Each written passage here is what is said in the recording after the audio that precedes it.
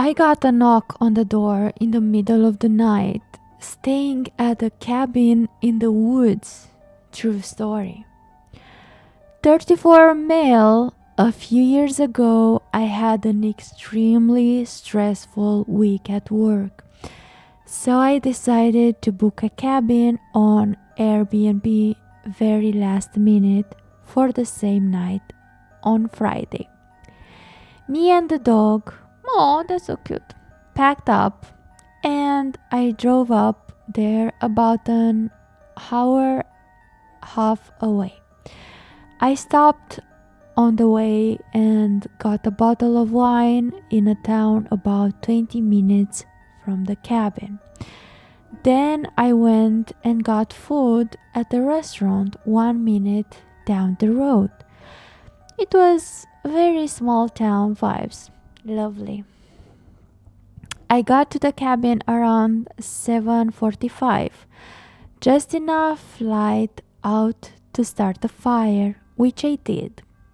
The cabin was down a gravel road that was about a 5 minutes drive from the main road. It was pretty freaking scheduled, secluded feeling, even though in comparison to some actually secluded spots, this was only about 20 minutes from like a gas station.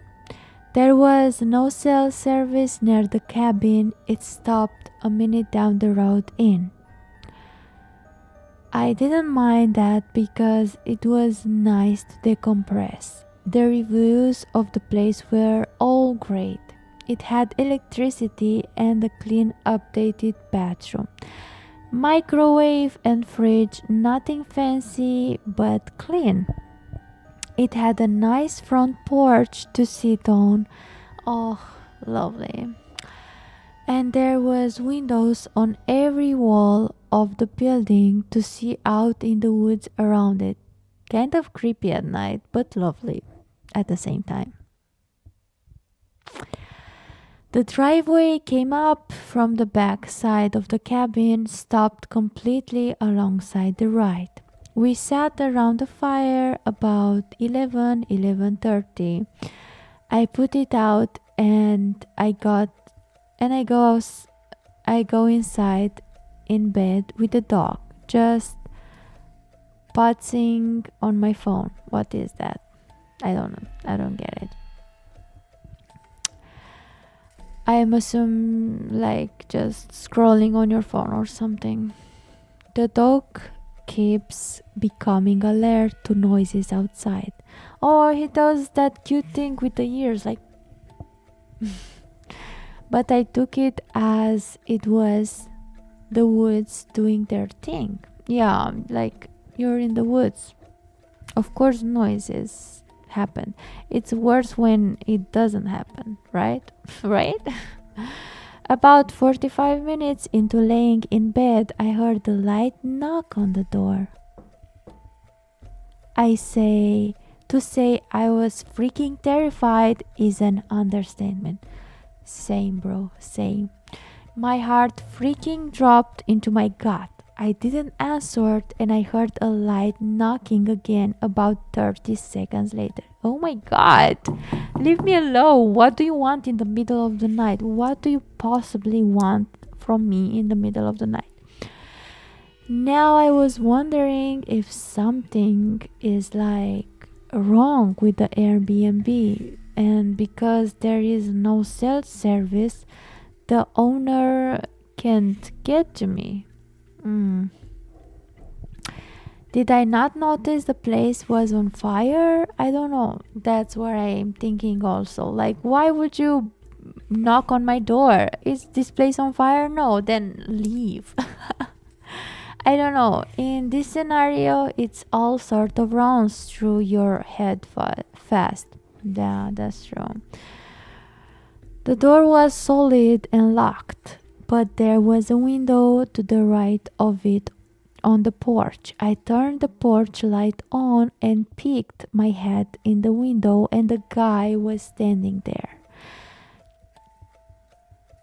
He didn't seem scary necessarily.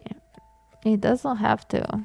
He may have been drunk, but he wasn't like smashing down the door or screaming. He immediately saw me. He knew you were there. The windows were like mad old, oh my god, and shitty, so I could tell he'd be able to hear me even though it was closed. I said, "What do you want?" And he notioned his head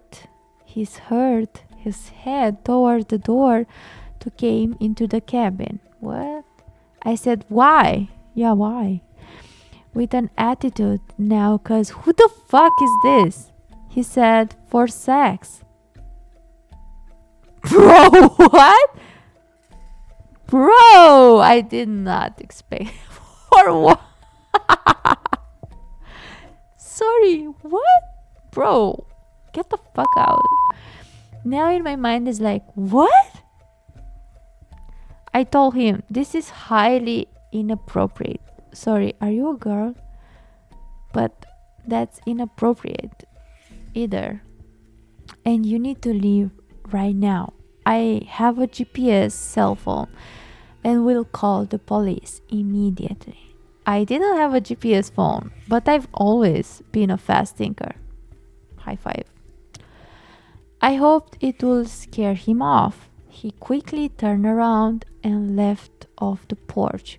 What the fuck was that? Like, what? How do you come at someone's house and say the craziest shit? Like, how do you say that?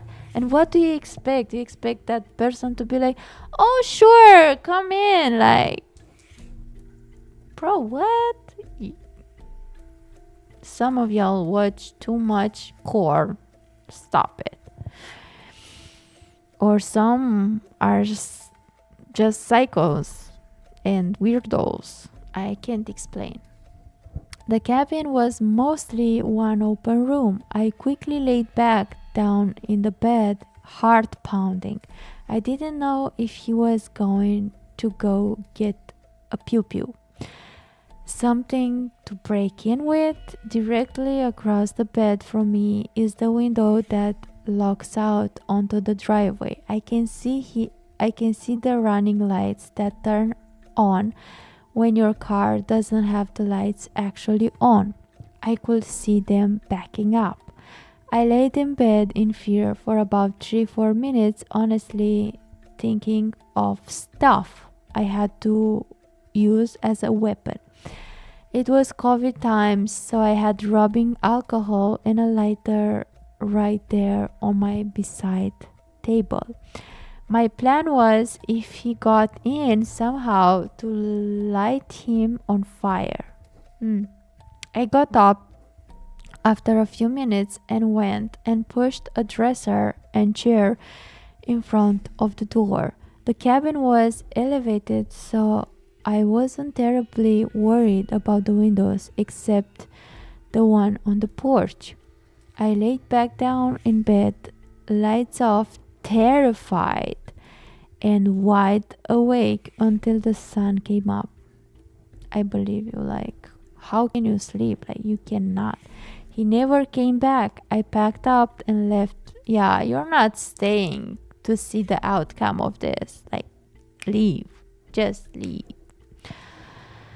I packed up and I left as soon as it was bright enough and messaged the Airbnb owner. I have a feeling that it was the owner. Like, that's messed up shit. As I got cell service, they said that nothing like that had ever happened and they offered to help me file a police report. I didn't because I lived far away and I think it was an on-off thing. I think the police will not be capable of doing something in this case. My opinion. But yeah, you should do that. Like, because they will be like, oh, you don't know him, we don't know him, like, we don't know who he is, blah blah blah, things like that. And they will say, yeah, we will contact you. They will never contact you. Like, what the fuck? Because if you don't know, how can they know who that dude was? But yeah, I don't know. Maybe he done that before, but the owner said he didn't. Like, I don't know. Question to this day for me are, how did he know I was there? All I can think is he followed me from the small town I'd stop in about 20 minutes away. Oh my god. I'm a gay man. Oh, that.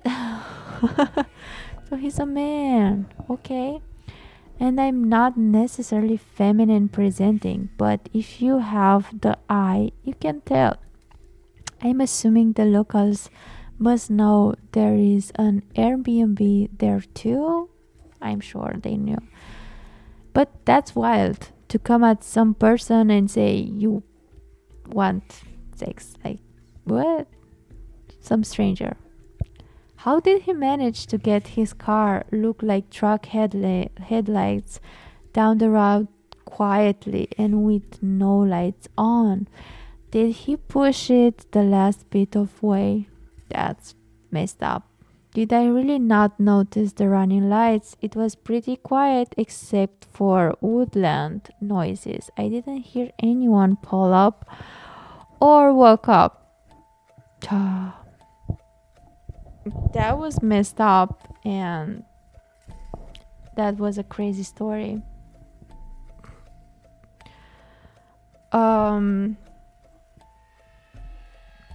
I was nervous all this time for you. Like, wow. I'm glad you are okay and you are good after all this. But yeah, unfortunately, you have to think about that too, about intruders when you go somewhere more isolated.